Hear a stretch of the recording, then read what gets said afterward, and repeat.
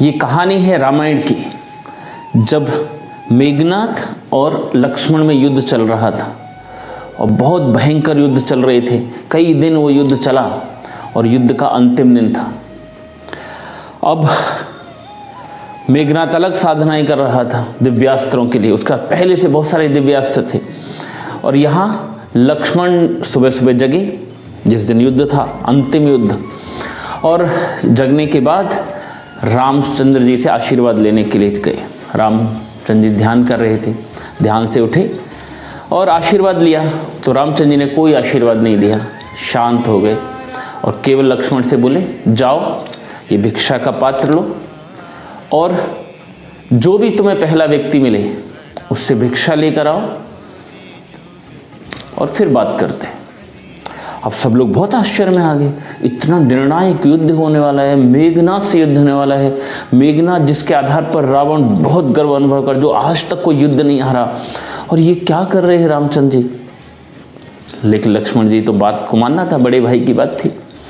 लिया कटोरा और लेने चले गए भिक्षाटन के लिए। अब कुछ दूर चले तो वहाँ लंका की ओर गए, क्योंकि वहीं लोग मिलेगा कोई ना कोई। तो वहाँ पर एक सैनिक दिखाई दिया, वो भी रावण का। और रावण के सैनिक से वो चाहते तो तुरंत रावण के सैनिक को खत्म कर सकते थे, लेकिन नहीं, उन्होंने भिक्षा मांगना था। तो भिक्षा मांगा, विरोधी सैनिक से भिक्षा मांगा, और उसके पास कुछ राशन था, उसमें से कुछ आटा उसने दे दिया। अब वो लेकर वापस आ गए और बोले, मैं भिक्षा लेकर आ गया। बोले ठीक है, इसी का रोटी बनाओ और खाओ। रोटी बनाई, खाई। युद्ध का समय हो गया, युद्ध के लिए चल दिए। और जब वो भिक्षा लेकर आए, फिर आशीर्वाद दिया राम ने, विजयी भव। रोटी बनाया और युद्ध के लिए चले गए। भयंकर युद्ध हुआ।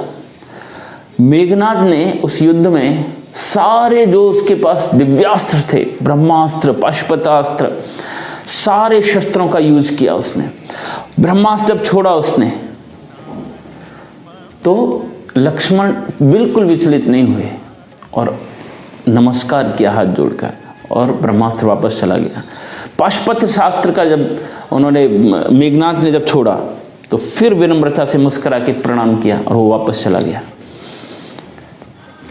उसके बाद मेघनाथ बहुत आश्चर्य, तो जो अस्त्र कभी खाली नहीं जाता वो कैसे वापस जा रहा है।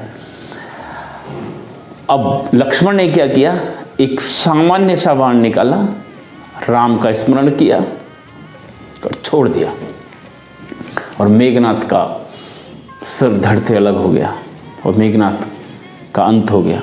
सभी लोग बहुत आश्चर्यचकित हो गए, अरे इतने दिव्यास्त्र प्रणाम करके निकल गए और सामान्य से बाण से मेघनाथ का कैसे अंत हो गया।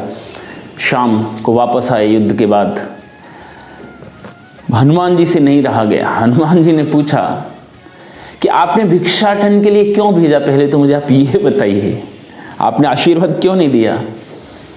तो रामचंद्र जी बोले कि युद्ध में विनम्रता बहुत जरूरी है, धैर्य संयम बहुत जरूरी है, और लक्ष्मण थोड़ा उग्र है, उसमें उसका स्वभाव उग्र है, तो उसके अंदर विनम्रता आनी चाहिए, तो भिक्षाटन से आती है। तो मैंने उसे भिक्षाटन के लिए बोला। यदि विनम्रता उसके अंदर नहीं आती तो जब ब्रह्मास्त्र, जो दिव्यास्त्र मेघनाथ ने छोड़े, तो वो उनको कोई रोक नहीं सकता। लेकिन लक्ष्मण ने विनम्रता दिखाई और उनको प्रणाम किया, तो वापस चले गए। लेकिन जब लक्ष्मण ने सामान्य सा बाण मेरे नाम को लेकर जब उसने छोड़ा, तो मेघनाथ हंस रहा था और हंसी उड़ा रहा था, अट्टहास कर रहा था। यदि मेघनाथ भी मेरे बाण को सम्मान देता तो शायद वो बाण भी खाली चला जाता। तो विनम्रता बहुत जरूरी है। अब इसमें देखिए क्या सीख मिलती है।